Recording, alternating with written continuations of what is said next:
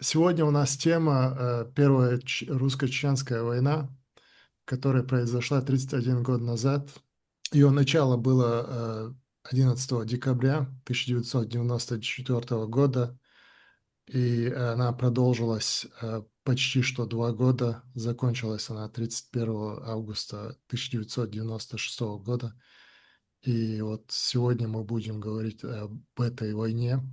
Хусейн, у меня вот первый вопрос к тебе.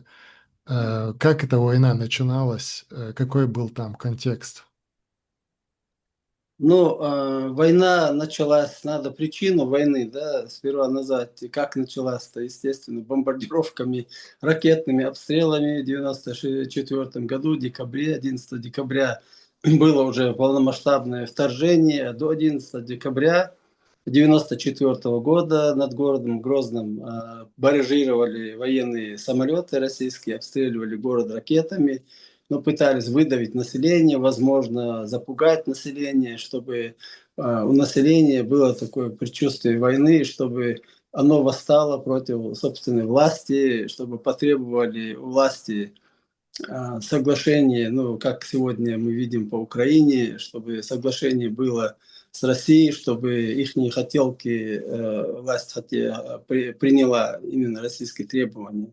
А российские требования были, чтобы Чеченская республика Ичкерия оставалась в составе Российской Федерации, что было неприемлемо для нашего народа. А до этого, естественно, после развала Советского Союза можно просто повторить тему, да, что в 1991 году Чеченская республика объявила независимость, в 1992 году приняла Конституцию Чеченской республики Ичкерия независимого государства. Российская Федерация России образовалась только в 1993 году с принятием Конституции Российской Федерации. И в 1994 году, уже понимая, что за 4 года мирной жизни Чеченская республика стала самостоятельным, самодостаточным государством, что экономика Чеченской республики была на хорошем, нормальном уровне, что республика развивалась. И это был, как бы, с точки зрения России, плохой пример для остальных республик, которые насильственно до сих пор удерживаются в составе Российской Федерации. Вот эта причина основная была. Еще одна причина была, конечно же, тоже из основных, это разворовывание богатств, которые во времена Советского Союза народы собрали, ну, как бы золото, ценности, недра, нефть, газ. Как мы понимаем, сегодня это не принадлежит ничего, никакому, ни российскому, ни якутскому, ни вообще никакому народу ничего там не принадлежит. Кучка олигархов, которая сегодня в России пришла к власти, кремлевская банда, они захватили как территорию, как народы, так и все их богатства.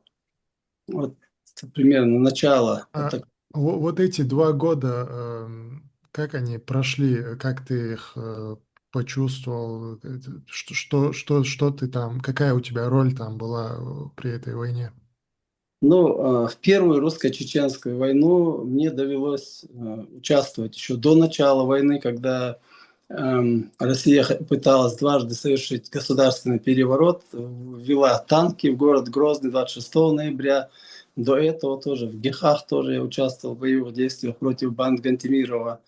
И уже в декабре, естественно, когда началась полномасштабная война, ну, я стал адъютантом генерала Аслана Масхадова в главном штабе. И вот штаб наш находился с начала войны в президентском дворце, и до 18 января и весь штурм города Грозного, который с 31 на 1 января 1995 года был штурм Грозного, мы, естественно, находились в центре этих событий в президентском дворце, были ужасные шквальные обстрелы, артиллерийские, ракетные, там всевозможные минометные обстрелы. В общем, там ни одной секунды, наверное, не было, чтобы не взрывался какой-то боеприпас, который запускали Россия. Запускала. И 18 января 1995 1995 года, после того, как нанесли бомбовый удар глубины, ну глубины, тяжелые бомбы, наверное, там Жахар Дудаев говорил, что там 9-тонная или сколько-то тонная, я не знаю, но я думаю, что огромный вес имела эта бомба, которую самолет сбросил на президентский дворец, потому что это здание президентского дворца, оно было фактически тыльная сторона здания, она начиная там с самого верхнего этажа, не помню сейчас уже 11 этажей или сколько там, и до самого подвального помещения полностью было просто смято, как бы, как глина, да, как бы превращено в песок, ну, в осколки там все такое. Вот такой колоссальный удар был. Это в Если начале, да, когда штурм Грозного был? 18, не, после этого, мы 18 января мы удерживали, Да. штурм Грозного был с 31 декабря 94 на 1 января 95 года. Это Мгм. ночь была, штурм, новогодняя ночь, был штурм, и российская армия двинулась с трех сторон на город Грозный. Огромные колонны шли, там 80-й мотострелковый полк шел по улице Первомайской, которые там наши бойцы в переднюю машину, танк подбили, в середине танк подбили, последний подбили, и они оказались в такой ловушке. И там потом начали расстреливать, эти танки подбивать, в общем, гранатометами. И там почти что 80-й полк был уничтожен. Потом они 131-й мотострелковой бригады из Моздока двинулась по железному дорожному полотну в район железнодорожного вокзала. Там были тоже очень серьезные бои. И вся полностью эта бригада была там разбита. Мы туда ходили потом на переговорах были тоже. И пришлось нашим тыловым службам растаскивать вот эту технику, да, чтобы освободить дорогу. Потому что там ни пройти, ни проехать невозможно было из-за количества подбитой техники. Вот, и это растаскали, растащили. Потом командир 131-й это стрелковой бригады погиб там. Подполковник, я сейчас фамилию не помню уже, заместитель начальника по политчасти, подполковник с остатками бойцов, по-моему, 11 человек было. Они на БМП сели и решили прорваться из города, выйти куда-нибудь, да, куда прорваться, из стороны президентского дворца. Там их машину тоже подбили, и они все были пленены нашими бойцами, и они содержались в президентском дворце. То есть этот подполковник там был, вот этот зам по политчасти, и эти бойцы, там, кто раненый, кто более-менее еще. Они содержались у нас как военнопленные, потом во время обменов там часть была обменена, часть, не знаю, что с ними потом стало. Вот такая вот ситуация произошла именно в новогоднюю ночь. И вот Россия, да, Россия, я с украинцами, когда разговаривал, тоже им рассказывал, что тактика ведения России войны, она никогда не меняется. Они начинают войну зимой, как правило, потому что в зимний период очень тяжело выживать населению, гражданскому населению, потому что первые бомбы попадают в водопроводы, специально они бомбят водопровод, специально газовые линии, электростанции, потому что население остается без тепла, без света, без газа, без еды, без ничего, и в тяжелейших условиях. Потом им приходится скрываться где-то в подвальных помещениях, в домах, которые тоже очень опасны после попадания бомб. Они складываются, эти дома, и люди там живыми остаются замурованными в подвалах домов. Такое тоже в городе Грозном было и довольно часто. Вот такая тактика ведения войны, она специально делается для того, чтобы настроить население против собственной власти, чтобы население требовало прекращения войны на любых условиях. Такая тактика у Российской Федерации, у этого Кремля. Ну, я хотела спросить и Хусейна, и Рахман, может быть, скажет, что думает по поводу того, что роль российских властей в эскалации конфликта, какие решения могли предотвратить войну, было вообще возможно такое, какие-то решения? Роман. Да. Ну, во всяком случае, Хусейн, тебе-то ты ближе был к руководству нашей страны, но все официально много раз наш президент пытался наладить связи и с президентом России, и с руководством военным встречался. И, естественно, говорил о мире, но там абсолютно как будто бы вот у них одна сторона полушария как будто бы работает, заряд вот на войну, и вот абсолютно они не слышат аргументы со стороны своего собеседника. Вот такая вот история там была. Есть же много записей в интернете, все, что связано с предпосылками к этой войне. Это Россия участвовала в выборах наших и депутатских, и президентских, согласна была с решением о суверенитете, а потом, через 2 года, когда они там писали свою конституцию, они там носили, ну, в общем-то, у них изменилось мнение, и потом они начали эту войну, потому что якобы у них какие-то претензии там, ну, абсолютно те претензии, которые они предъявляли нам, да, они изменили их через 2 года после войны. Они говорили о том, что там они типа того, что они завоевывают нашу территорию, а теперь они говорят о том, что, ну, позже они начали говорить о том, что они наводили конституционный порядок там. Мгм. Какой конституционный порядок? Кто его нарушал? Самые мирные жизнь на территории бывшего Советского Союза по преступлениям мы занимали первое место с конца. То есть у нас не было преступлений относительно. Конечно, какие-то, наверное, нарушения преступления совершались, но по статистическим данным вот на территории бывшего Советского Союза есть выступления журналистов московских, центральное телевидение показывает, и они об этом говорят, что на территории Чеченской Республики преступности не было. А потом они вдруг решили наводить конституционный порядок и танками, и бронетехникой. Я не говорю уже об армии, и о поведении этих военнослужащих, которые, уничтожая мирное население, совершали военные преступления. Это уже, если подробности там.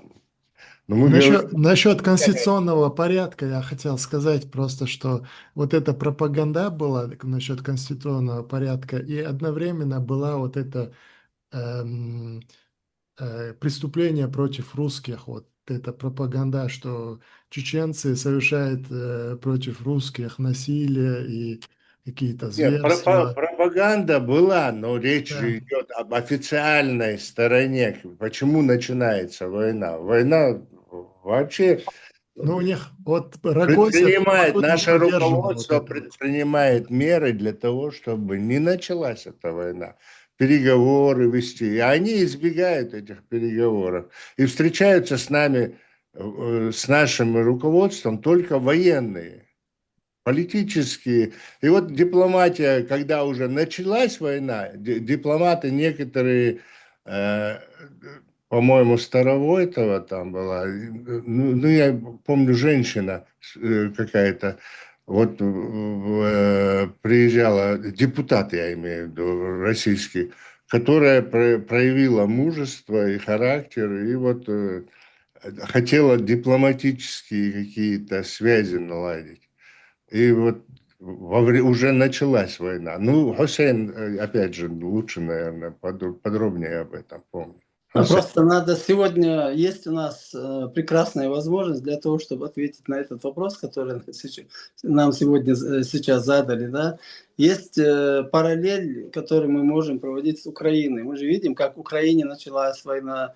Если там нас могут оболгать каким-то образом, то здесь уже фактически на наших глазах опять-таки происходит ситуация в Украине, как начинается война, как пытается Зеленский все сделать для того, чтобы она остановилась, на все условия идет, но противная сторона не имеет такой задачи, чтобы остановить войну или прекратить агрессию. Да? То же самое происходило, ровно то же самое происходило с нашей республикой. Как ты правильно сказал, сотни раз Жохар Дудаев писал письма, обращения, без каких-либо условий, мы готовы сесть за стол переговоров, но это не нужно было. Олигархат хотел обворовать российские народы, им нужны было нефть, чтобы Абрамовичи были, чтобы Ротенберги бы появились, там еще какие-то олигархи, да, которые бы прибрали всю эту территорию в свои руки, построили в Европах, везде, в Америке, в Лондоне и так далее,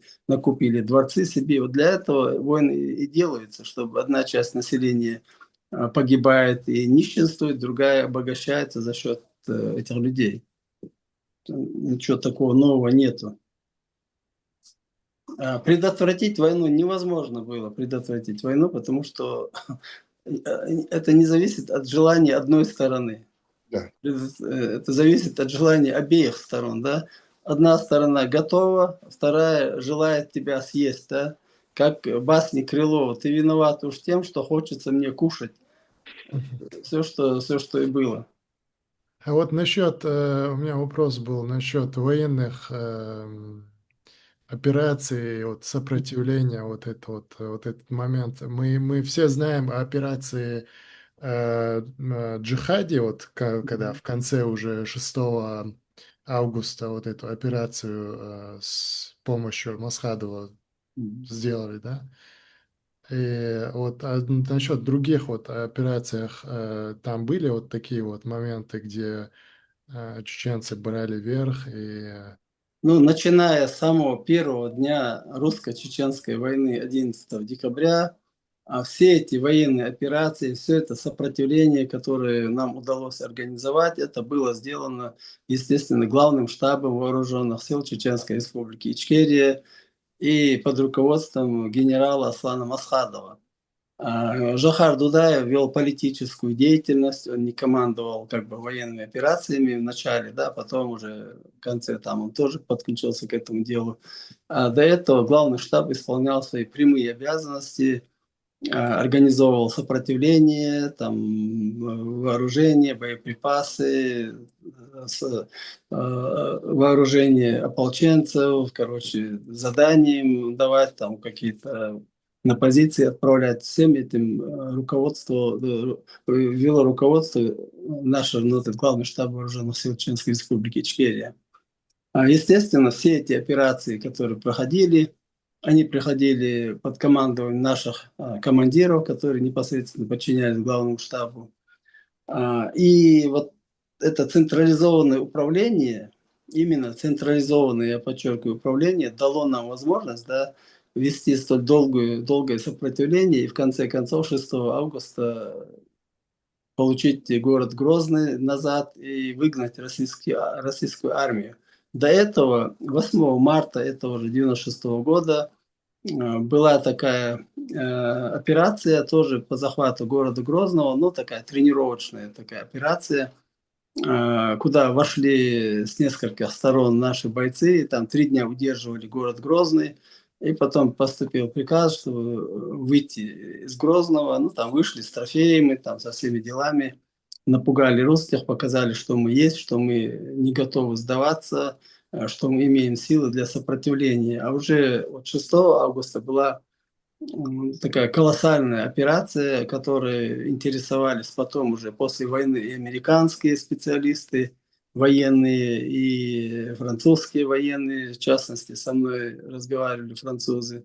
Я был в Министерстве обороны Франции в 2001 году по приглашению французов, и там другие государства тоже интересовались именно ведением городских боев, потому что это было новое ведение войны. Это то же самое было, как сейчас с дронами. Да? Украинцы применили дроны.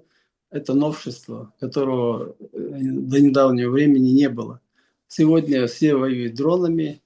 Дроны огромные, даже больше, чем люди, имеют важное значение на нынешней войне. точно так же и вот это наше новшество, сопротивление в городских условиях было настолько мощным, да, что все вот эти военные структуры, НАТО, там, Пентагон и все это дело, они изучали опыт русско-чеченской войны, именно опыт нашего сопротивления.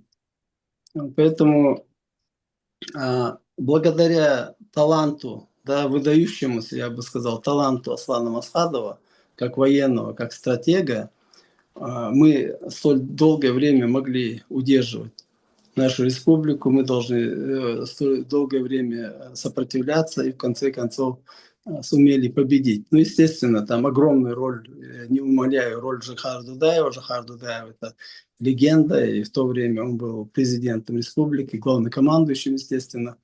Ну, под общее руководство было, естественно, Жихара Дудаева, но главный штаб, как именно ведомство, которое управляет войсками, оно, естественно, выполняло свои функции как положено на 5 с плюсом. Говоря про Джохара Дудаева, вот я вижу, что он сзади, есть картинка, сзади тебя изображает его и на обложке книги. И вот я вспомнил, что он при этой войне же умер в апреле 96-го года. Это тоже был удар по чеченскому народу, по чеченскому сопротивлению в этот период. И да, это была трагедия, конечно, Далгетштельцу. Он был воином, первым президентом, и чеченский народ не должен забывать о своих героях. Это тоже тактика, российская тактика. Они думают, что мы какая-то банда, а вот наш лидер, и если лидера убьют, банда разбежится. Вот такое у них примитивное понятие у русских. Видимо, по себе меряют. Жохар Дудаев погиб, да, погиб, Масхадов погиб, но сопротивление не началось ни с Жохара Дудаева, ни с Масхадова. Наш народ борется уже 300-400 лет с этой Российской империей, пытаясь выжить, пытаясь сохранить свою самоидентичность, свою честь, достоинство, язык, традиции и так далее. То есть это очень длительная борьба, поэтому здесь на этом этапе оказался Джохар Дудаев и Аслан Масхадов. Мы получили государство под названием Чеченская Республика Ичкерия, которая именно при Джохаре Дудаеве как президенте было заложен фундамент нашей государственности.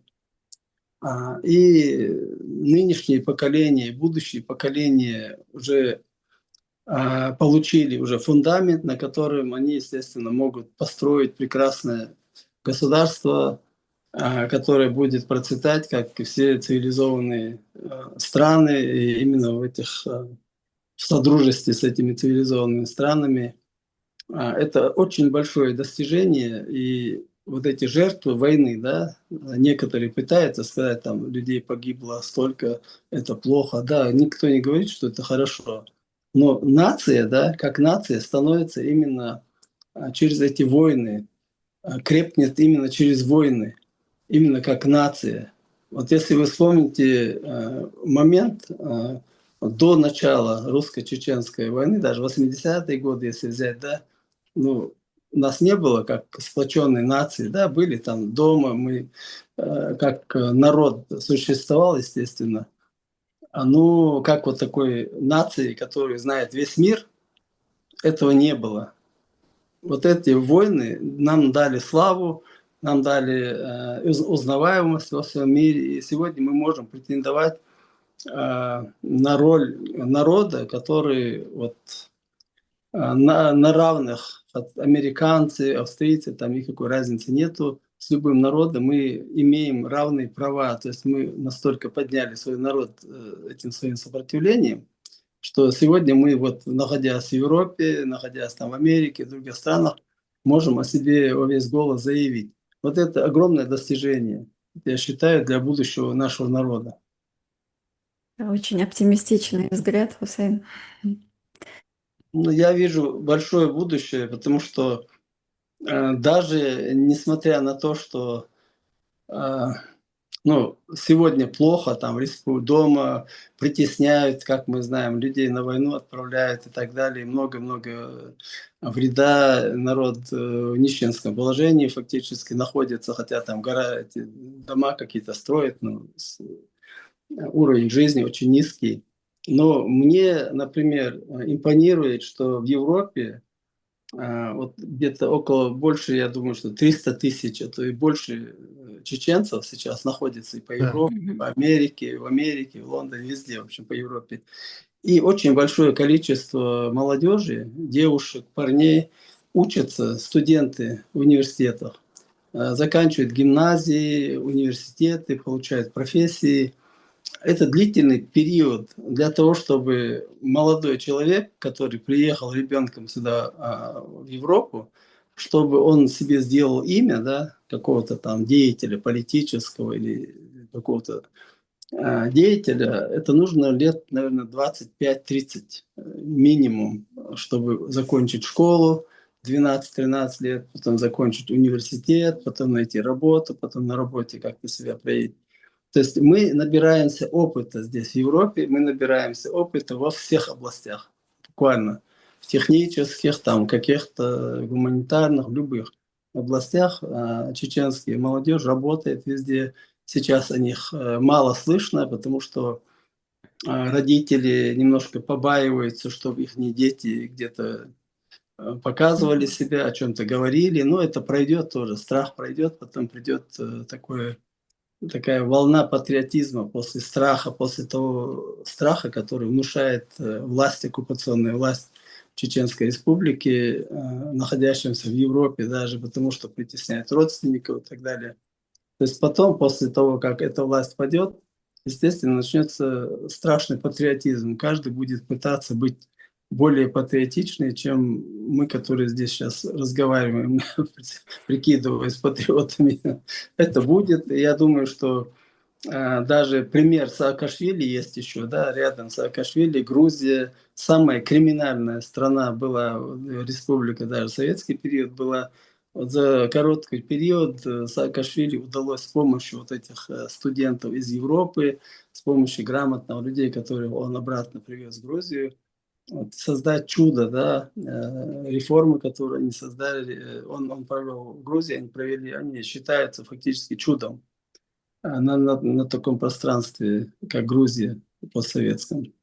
Он Это у меня просто, тоже есть оптимизм. с моей точки зрения, он просто занялся иллюстрацией, как любой человек, политик может сделать в любой стране. И это сработало. Иллюстрации, Он все иллюстрации сделал по мало. закону просто, Нет, с просто моей точки иллюстрации зрения. мало, если Но, у тебя нету специалистов, да, серьезных специалистов, которые не да, коррумпированные, ни понебратство, ни родственные связи там, и так далее, которые все это дело коррозию превращает.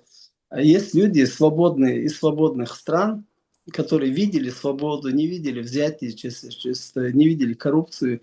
Эти люди с чистыми мозгами, с чистой совестью приехали и сделали свою страну процветающей. Вот только так это делается. Бывшие советские партократы, да, они только воровать были способны. И сегодняшние тоже в России. Любого человека из России приведи, он будет обязательно воровать. Там больше ничего они не умеют делать. я, как и ты, оптимистичный насчет молодежи и насчет того, что вот будет восстановление нашего государства.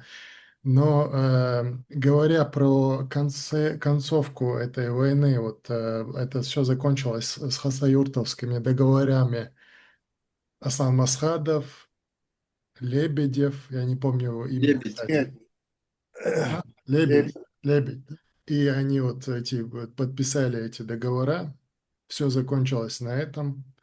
Кстати, эта война закончилась из того, что вот Лебедь пошел навстречу с основным Асхадовым. Там еще были люди из Европейской комиссии, по-моему, Европарламента, там тоже участвовали в этом. Французы даже были. Да. И вот это все закончилось 31 августа 1996 года.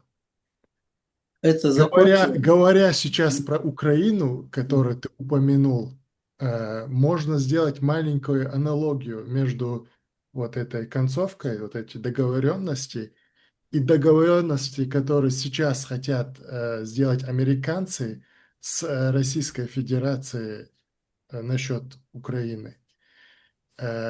У них как-то это не получается.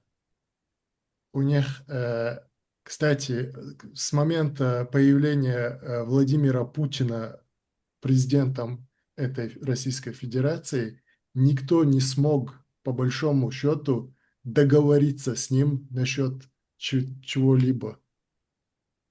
Так что этот фактор тоже присутствует там.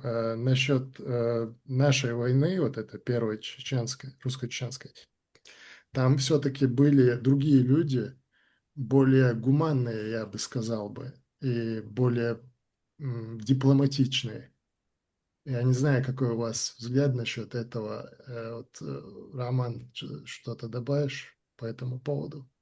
Ну, вот тут Хусейн говорил же о том, что вот проводили операции и не одну, но дело в том, что нужно же признать, что плачевное состояние армии России было, и ее разбили, вот эта вот операция последняя, она была настолько объемной, она Грозный, Аргун, Гудермес, это самые крупные города нашей республики, и одновременно, тотально, ну, в основном, особенно в Грозном, просто разбили в пух и прах всю эту российскую там ну, их военные формирования, которые там, в общем-то, над гражданским населением измывались, по большому счету, они порядок наводили,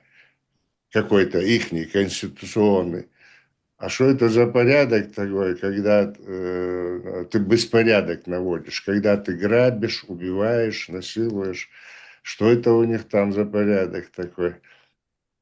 В общем, я хотел сказать, что аналогии тут нету. Дело в том, что вот успешно провели вот эту вот мощнейшую операцию, и в этот момент, естественно, решили, может быть, уже задумано было приостановить это дело, набраться сил, а потом вернуться и сделать то, что они сделали. Может, они... Но дело в том, что они согласились сесть за стол переговоров, и эти переговоры окончились подписанием мирного договора. Но мало этого. Мы подготовились к выборам послевоенным и спокойно провели выборы в депутаты, в парламенты. Кстати, Хусейн вновь избранный парламент стал депутатом.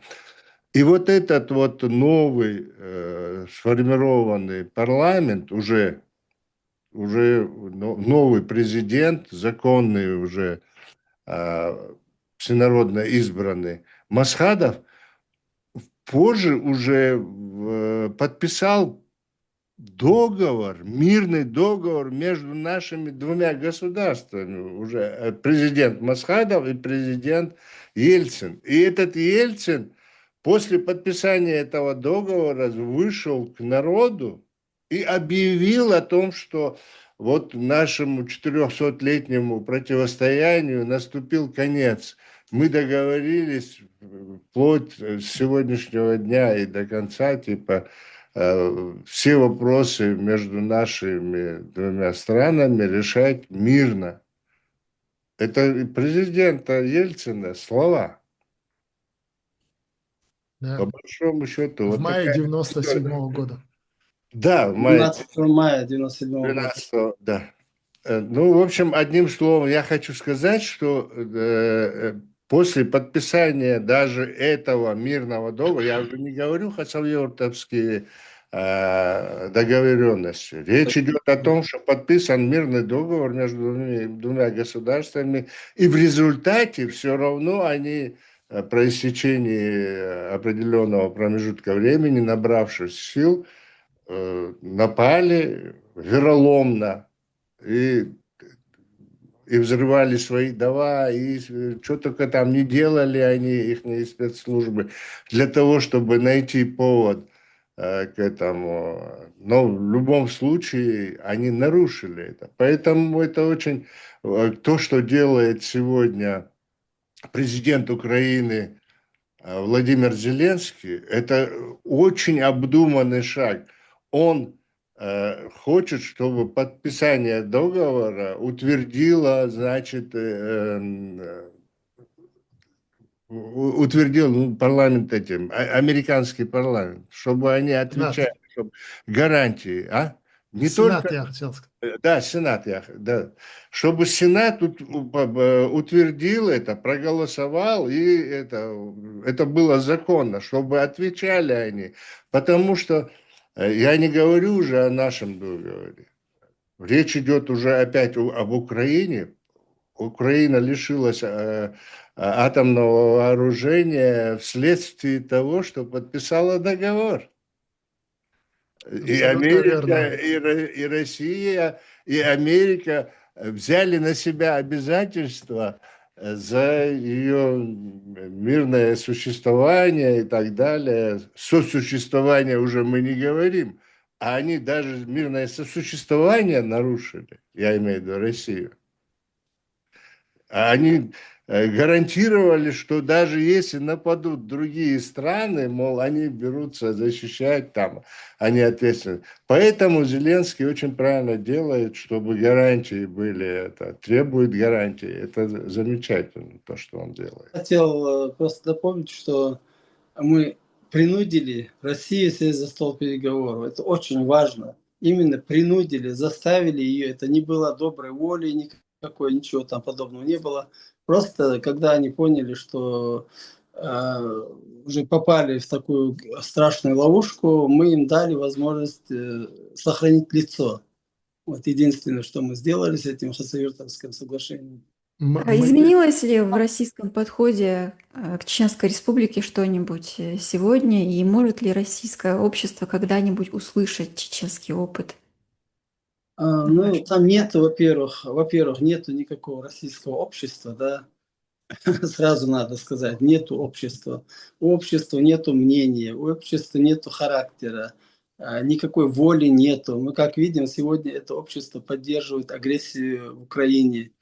И надеяться на то, что общество что-то где-то услышит и поймет, это безнадежное желание или там ожидание. Дело в том, что я бы, например, я сегодня тоже смотрел интервью на Фейсбуке, было где-то в ФАСЕ какой-то сходняк был русских либералов, и Каспаров поругался с Карамурзой. В общем, там делили портфели, видимо. Я там написал комментарий, что им надо делать. Мое предложение таково, чтобы русскому народу, да, именно русским, единственному народу Российской Федерации, у которого нет своей национальной республики, им надо сначала позаботиться о том, чтобы создать эту русскую народную республику на землях, которые исконно принадлежат русским, если они вообще имеются таковые. Да? При этом освободить эти насильственно удерживаемые народы. Вот тогда, когда русский народ станет самодостаточным, когда русский народ будет отвечать именно за свои эти кровавые преступления, которые совершает их власть, вот тогда может у них мнение сложиться. А так сегодня получается, что все эти военные преступления, вот эта война в Украине, начиная с самого начала войны, что мы слышим? Кадыровцы воюют в Украине, боевые буряты воюют в Украине, и все. Такое впечатление создали, что кадыровцы и буряты напали на Украину, а бедные русские, да, вообще там ни при чем. Хотя авиация у русских, да, военные летчики русские, артиллеристы русские, ракетчики русские, вся вот эта мощь. Их заставляют. Ну да, вот они стреляют вроде бы, а наши там с автоматами, которые где-то бегают и даже до фронта не добегают, эти становятся виновниками. В конечном итоге получается, что виноват на то, что на Украину напала именно Чечня и буряты там, и не знаю, других, даже и не упоминают другие народы, которые там участвуют. Хотя и украинцы в этой армии, навалом русской армии, и самого русского, естественно, русская армия, русское оружие, во имя русского народа все это делается, а виноваты чеченцы, как всегда. Мгм. Мадин, ты что-то помнишь о войне? Вот ты была ребенком, по-моему. Ты что-то Должно было помнишь? исполниться 7 лет в декабре, я только пошла в первый класс, и мы жили на Первомайской улице, окна выходили на аллею, на дорогу, и эту ночь я очень хорошо запомнила, когда звук этих танков за окном, мама с папой напряженные наблюдают, и я чувствую их эмоциональное напряжение, чувствую что-то плохое. Вот. И вот так потом все эти воспоминания именно о раннем детстве, первые воспоминания такие, вокруг эти бомбы, танки, меня успокаивают, это все не здесь, это все там, на окраине. И мы буквально только выехали из дома, думали вот на неделю максимум, и наш дом просто вот с землей сравняли. Как бы я одна из тех детей, которые случайно выжили, и много мне подобных, к сожалению, не выжили. Ну, грубо говоря, вы вовремя выехали оттуда, потому что по Первомайской именно целая колонна этих Да. танков и бронетехники разбита. Я как тоже Свидетель. жил там примерно. И вот прогуливался потом после вот этих боев, там, в этот, как обыватель, по большому счету. Ну, прогуливался, это Мгм. громко сказано, но Мгм. в общем, был я там, я видел эти разбитые танки, и там, и в сторону вокзала, и бои шли, и в этот момент тоже шли бои. Вот я сейчас удивляюсь, что мы это, я-то не воин. Но дело в том, что у меня с больными, с ранеными родственниками, вот из-за них приходилось туда-сюда, лечебные учреждения и так далее. В общем, это был кошмар. Это, ну, в смысле, я уже как обыватель это говорю. А Хусейн-то в штабе был, ну, там, военный, то другое. А обыватели тоже раненого, куда ты денешь? Вот мать, там, это, другие, там, это Мгм. удивительная история. Но Я вот, да. Я бы сказал, что гражданское население, да, во время войны страдает намного больше, чем военные, потому что военные имеют оружие, военные понимают, что они должны себя защитить и должны воевать, и поэтому как бы они понимают, что они на войне. А гражданское население абсолютно беззащитно во всех войнах, в любой войне. Первыми они страдают. Да, и много убитых, поэтому среди мирного населения. Ну, мало того, что вот эта война, она убивает, там, бомбежки, там, шальная пуля и так далее, там, осколки, разрушения. Дело в том, что эти садисты, эти террористы, вот эти российские регулярные войска, это натуральные террористы. Они приходят и опять якобы зачистку, порядок наводят, они терроризируют и уничтожают это мирное население, уже даже захватив какие-то территории и так далее. Это ужасно. Ну, наверное, в мире нету аналогов. Я не знаю, может быть, где-то есть, но вот как российская армия себя ведет, наверное, я думаю, так себя не ведут. Может быть, в древние времена так вели себя все воины всех народов, там захватывали, там 3 дня в смысле, Разграбление, да. на разграбление и так далее. А эти вот тотально, они так себя ведут. Они считают, что это норма, нормально, это цивилизованный мир. Я уже не говорю там, сколько конвенций, сколько этих прописано правил, международных законов. Абсолютно для них. И вот сегодня, благо, есть интернет, Украина может демонстрировать, что они творят это напрямую. В общем-то, у нас они то, что творили, это вообще не средневековье даже. Это ужас. При этом они всех остальных называют террористами, что еще Ну, больше это удивляет. у кого большой микрофон, тот громче говорит, грубо говоря. Хусейн, немножко об этой войне еще.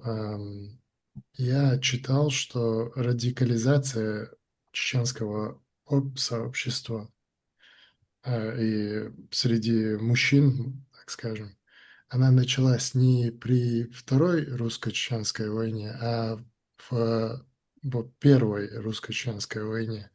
Вот этот вот исламский радикализм и вот эти вот джамааты, которые создались чуть позже, они уже там уже были премисы при Первой русско-чеченской войне. Ты знаешь что-то об этом? Можешь что-то Ну, сказать? ну, такой массового радикализма не было. Ну, как мусульманское население, чеченцы как мусульмане, мы, конечно, естественно, порыв такой, когда Аллаху Акбар, там, если что-то победа, или мы как клич Аллаху Акбар использовали во время передвижения по городу Грозному, как пароль, да, потому что мы слышали, если русские тоже повторяют и пытаются нас обмануть, вы понимали, что это они уже как бы не чеченцы отвечают нам, и вот это был хороший пароль, как полениться у украинцев тоже, да, у них есть слово полениться, которое русские не могут никак выговорить. А с приходом Фатхи, Хатаба, вот каких-то еще эмиссаров пытались, эмиссары с арабских стран, но их было не так много. Возможно, агентура из ФСБ, там, из арабских стран тоже приезжали. Но их было настолько мало, да, что они не играли такую заметную роль. Радикализация началась именно после уже победы, после войны, когда люди с оружием в руках, голодные, холодные, без копейки денег, болтались в поисках заработка, а тут приезжают люди при деньгах, да, и собирают их в одну кучу, создают из них джамаат, там кормят, поят. Естественно, как бы безработица, военный хаос, послевоенный, вернее, нищета породили любителей джамаата. Люди шли туда, чтобы покушать там, чтобы что-нибудь добыть себе, да, на пропитание, там одежду давали, оружие не давали. И потихоньку им пудрили мозги, естественно, там радикализировали. Ну, когда попадаешь, так обычно, да, в какую-то компанию, которые курят, и в конечном итоге начинаешь сам курить там, потому что тебе каждый предлагает, да закури, да ничего не будет, как в компании выпивак то же самое. Да выпей немного, выпей, и ничего не будет, и потом потихонечку приобщаешься. Точно так же к радикализму приобщается, и тем более вот ежедневная, да, вот ежедневная пропаганда радикализма, ежедневное там промывание мозгов, они, естественно, оставляют свой след.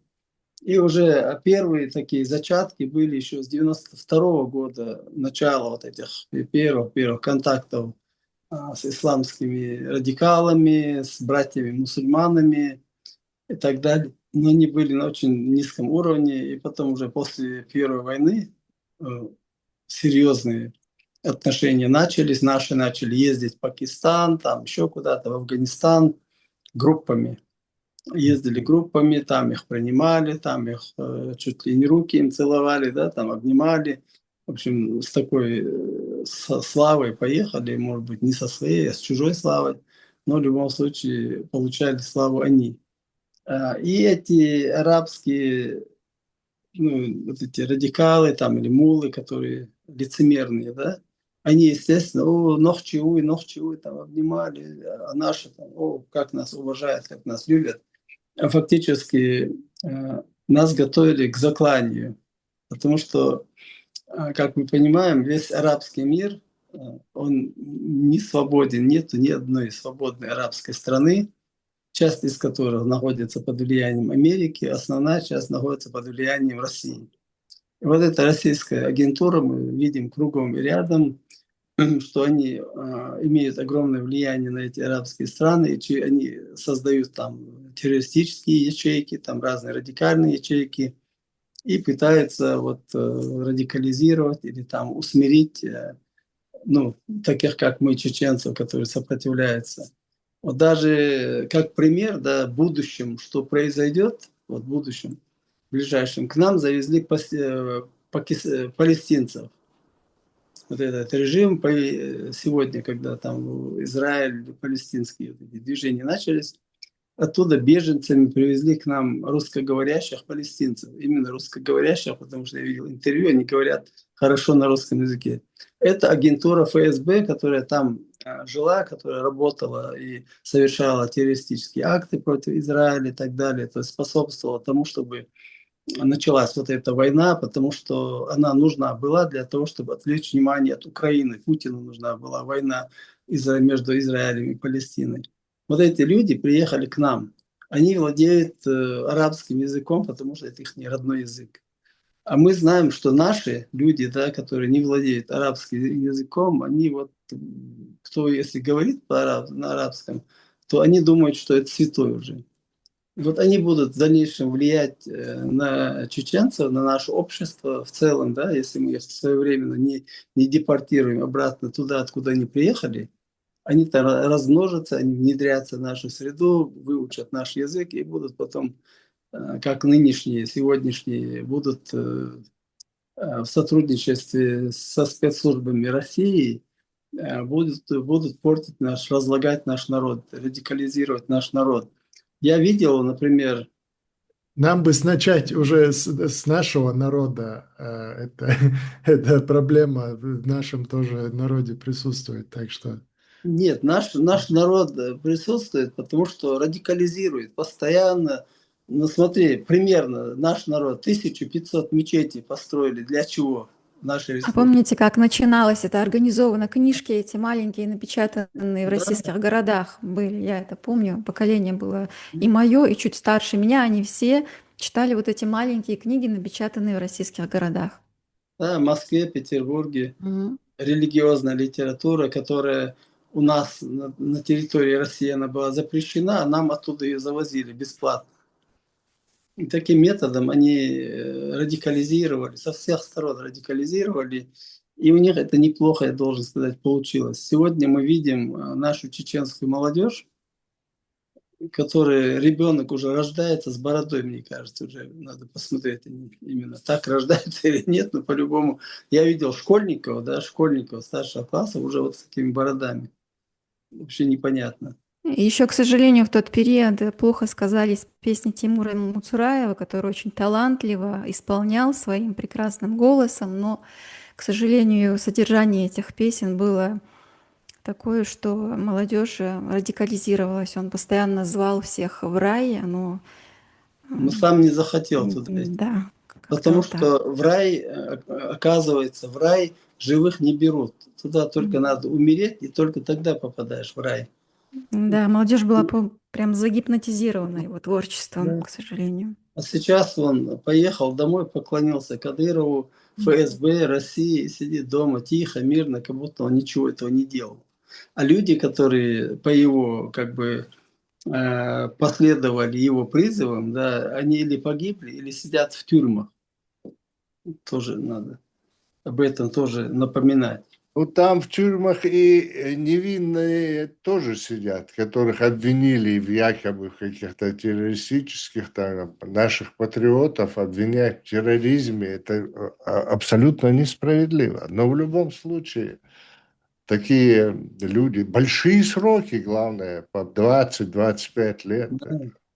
А эта статья сразу была, я не помню сейчас, ношение, хранение оружия, боеприпасов, первую русско-чеченскую войну любому подкидывали патрон какой-нибудь, багажник, карман, молодому человеку, особенно если он там на посту не заплатил, то у него был стопроцентный шанс попасть в разработку и пойти в Сибирь, поехать в тюрьму.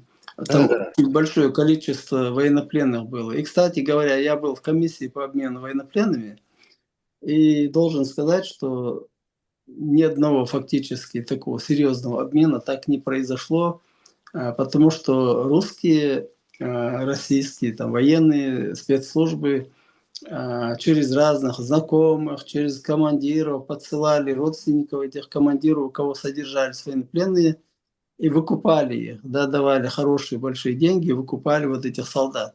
А когда мы, члены комиссии, бегали и говорили: эй, наши там сидят, давайте по программе, всех на всех будем обменивать. Масхадов требовал, чтобы обмен состоялся без предварительных каких-то условий, всех обменяем на всех. То есть у нас это не получилось, потому что наши недобропорядочные люди и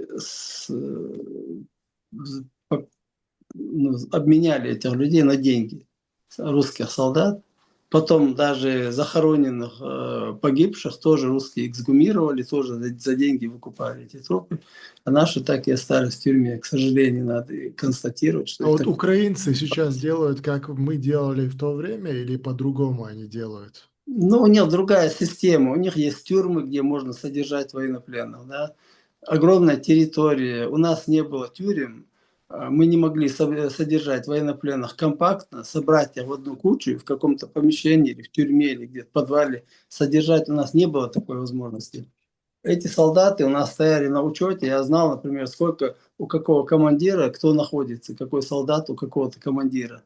И вот был список, и мы вот этих в разных концах республики, эти солдаты военнопленные находились. Ну, И в это итоге получалось, по одному раз пропадали. Потом мама приедет, заберет, то папа приедет, заберет, да, солдата. Мы же такие добрые были тогда. Отдавали без каких-либо условий, там, лишь бы они не воевали, не приходили снова, типа под этим видом. Но в итоге получилось, что нас обвинили в работорговле. Якобы мы торговали там, военными, торговали потом гражданскими, хотя я помню, вот в 95-м году были переговоры в городе Грозном, первые переговоры возле Ханкалы, там есть одно здание республиканского военкомата. В этом здании проходили переговоры еще. Этот Романов Антонов был генерал, которого потом позже взорвали.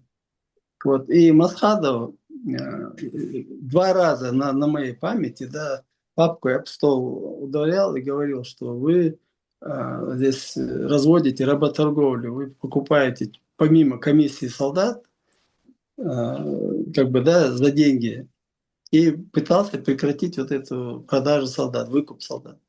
Ну, русские, как мы знаем, еще начиная, вот есть у Льва Толстого «Кавказский пленник», повесть, да, вот там точно такая же история, как они выкупают своих солдат, эти, ну, в те времена, 19 век, ну, тоже плен.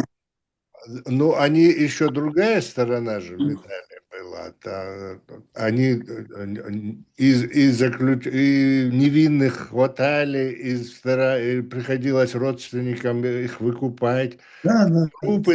Трупы они не отдавали, и трупы выкупать Трупы продавали. приходилось. Нам Трупы лично продавали. приходилось покупать трупы для того, чтобы их захоронить. Так что это дело такое, это удивительное. Это Россия чисто... это удивительная А страна. есть ли вообще перспективы международного признания совершенных преступлений? Есть перспективы, если мы будем работать в этом плане. Да, но мы этого почти что ничего не делаем, к сожалению. У нас нету, я об этом давно говорю, у нас нету ни одного юриста, такого международника или какого-то серьезного юриста, взялся бы смело за это дело, не боясь, не оглядываясь. Да. У нас нету таких журналистов, у нас нету писателей, у нас нету поэтов, у нас нету художников, у нас вообще никого нету, потому что страх нам не дает, мы парализованы. Вот страх, да, я недавно тоже на эту тему общался с людьми, да, с кем не поговоришь, но у меня дома родственники, вот вся тема. Все родственники, из-за этих родственников, которые дома, или из-за тех, которые ездят постоянно домой и обратно туда-сюда, мы оказались в состоянии, когда мы не можем за себя замолвить слово. А вместо нас никто этим не будет заниматься же, да, кто будет, ничего не сделает. Поэтому, не знаю, в будущем, может быть, это молодежь, когда там Кадыров помрет или потеряет должность, или кто-то вместо него придет, когда люди осмелятся, возможно, тогда начнутся эти процессы, да, сбора информации, там, подачи в международные суды разные и так далее. То есть пока, к сожалению, вот такая картина. Коротко скажу одну вещь, да, и не о войне, а просто о том, что нам надо делать, необходимо делать. Вот у меня тут пример такой был, да, когда мы искали на 23 февраля, день депортации свидетеля тех событий, и нашли одного старика, которому было уже 82 года. Вот он у меня, где я сижу, да, вот на этом месте он сидел, у него брали интервью. И сделали очень хороший фильм, кстати говоря. Там через пару лет он умер. То есть он все унес с собой, да, то, что он недорассказал на видео, он все с собой унес. И у нас очень мало свидетельских показаний или свидетельских, ну, как показаний, наверное, правильно, как по-русски сказать, именно от очевидцев, от имени тех, кто именно тех, кто пережил геноцид чеченского народа в 1944 году. Сейчас такая же, точно такая же картина складывается и с этим, да, с этими двумя русско-чеченскими войнами, когда участники войны, которые воевали, да, не хотят рассказывать об этой войне, боятся рассказывать об этой войне, я не знаю, как они воевали, вот это просто для меня интересно. Воевать не боялись, а вот рассказать боятся уже как бы там, ну да, смотрят в будущее, вдруг в России надо поехать, вдруг что там, засветишься, поймают, все такое. Надо собирать рассказы, надо собирать информацию об этих русско-чеченских войнах. Кто воевал, где воевал, как воевал. Было бы здорово, если бы они... Ну, нужны люди, которые записывали бы их рассказы, да, там, на видео или так. Ну, может, сегодня не публиковали бы, через 10 лет у нас все равно была бы информация. Этих людей может уже в живых не быть к тому времени, да, но они оставят наследие, они оставят правду об этих двух русско-чеченских войнах, потому что, как мы сегодня видим, да, власть, оккупационная власть Чеченской Республики всячески пытается охаять Жахара Дудаева, он уже там не герой, как бы понял, да, Аслана Масхадова, он тоже как бы не герой, а герои подменили подлецами, из героев сделали, пытаются сделать как бы подлецов. То есть все вот это вверх тормашками поставили, и растущая в Чеченской Республике молодежь растет же с этими знаниями растут. Как мы тоже в детстве росли, Ленин жил, Ленин жив, Ленин будет жить, потому что мы же тоже так выросли и думали, что действительно он там, черт его знает, кто такой. Оказался мерзавцем, самым настоящим матерщинником, мерзавцем и так далее, Ленин Владимир Ильич. Поэтому нам самим надо сохранять свою историю, подключать к этому молодежь, чтобы они интересовались этой историей, тоже нашей историей. Это их история, в принципе, не наша, общая их. Такое пожелание у меня. Я еще странный момент осознала в последнее время. Вот мы, которые во время войн там жили, находились, потом это время между войнами, эти развалины были. Сейчас думаешь, а где все эти фотографии на фоне этих развалин? Потом понимаешь, что в то время вот вообще не хотелось о теме войны говорить, всегда хотелось прятать это все, эти развалины, наоборот, сделать на фотографиях вид, что у нас все хорошо, там какой-то праздник, там Новый год, все сделать вид такой счастливый, всегда старались радоваться жизни и спрятать всю эту войну. Сейчас понимаешь, что надо было все это фиксировать, фотографироваться на фоне этого ужаса. Да. Фарам, Роман, ты что-то добавишь на последнее слово? В общем-то, по большому счету, все сказано, да, ну, что касательно того, что будет, будет, а будет мир. Я думаю, что по большому счету вот эта вот разворачивающаяся, сворачивающаяся международная ситуация, она в конце концов приведет к тому, что появятся у нас какие-то возможности, а, и российские, и другие народы даже, может быть, где-то там будут. В общем, я хочу сказать, что внешние факторы очень сильно влияют на возможности наши.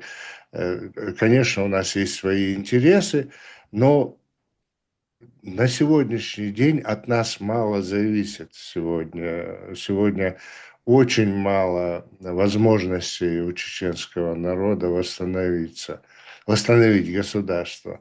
И в силу вот этой внешняя политика, и в частности русско-украинская война, как она закончится, какие будут там реформы, перемены и так далее, и в Российской Федерации в том числе.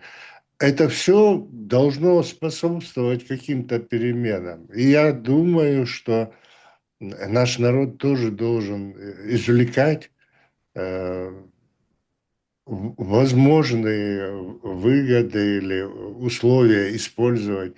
В общем, при первой же возможности нужно где-то там восстановить какой-то порядок конституционный, потому что то, что сегодня, в общем-то, Россия там установила какой-то там режим, этот режим, он даже и не сравнишь ни с чем.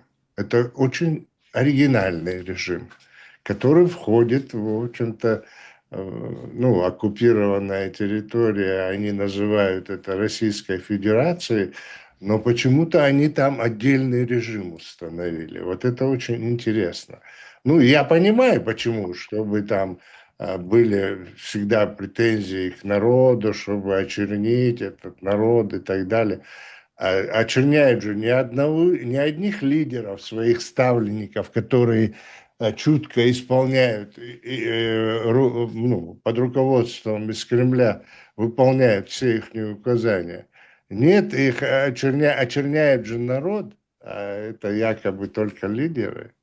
А фактически они исполнители, и у народа нету никакого оружия. Я имею в виду не только физическое оружие, но вообще никаких свобод для того, чтобы проявлять какую-то инициативу. Они узурпированы там, все, власть узурпирована, задавлены, задушены, преследуются за свободное слово, проверяются телефоны, врываются в дом. В общем, одним словом, люди безвольны. Они не имеют права проявлять свою э, волю. В связи с этим очень тяжелая у нас обстановка, и я хочу сказать, что все-таки от внешних факторов зависит многое будущее наше. И, конечно, вот этот пример и с грузинскими, это вот то, что э, ты с Хусейном обсуждали вы, это Саакашвили с его командой, которые все из эмиграции приехали, вот эти специалисты, юристы. И это очень серьезное дело. Я надеюсь, что наша молодежь сегодня готовится к тому, чтобы быть полезными для своего народа. Да, Да, да. Да. Эм, Я скажу свое последнее слово. Я хотел бы упомянуть наших женщинах, которые сражались и особенно помогали при этой Первой русско-чеченской войне. Помогали мужчинам, женщинам, старикам, детям. Помогали всем, что могли они. И вот одна из этих женщин, Пулан Базаева, которая умерла, как вы знаете, недавно, Далгет Штелцун, Аминь. вот эта женщина, одна из наших героинь этой Первой русско-чеченской войны. С моей точки зрения, она заслуживает честь нации, Команси. Я не знаю, если она его получила, но даже постсмертно, с моей точки зрения, можно было бы ей это вручить. Теперь, говоря про молодежь, ты все правильно сказал, Хусейн.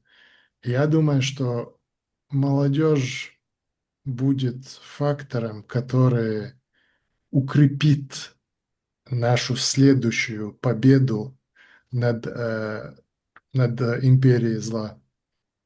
Вот эту победу, которая у нас была в конце этой Первой русско-чеченской войны мы не смогли, к сожалению, укрепить. Но я надеюсь, что да, вот эта следующая победа, она укрепится у нас. И молодежь повлияет на это. Интеллигентная, умная, образованная и умеющая анализировать, самое главное, молодежь. Вот я Аберт Геолой. Будем надеяться. Мгм. Александр. Мгм. Ir izkumisena tikai. Marš Aildal, Dikens Goitilve. М.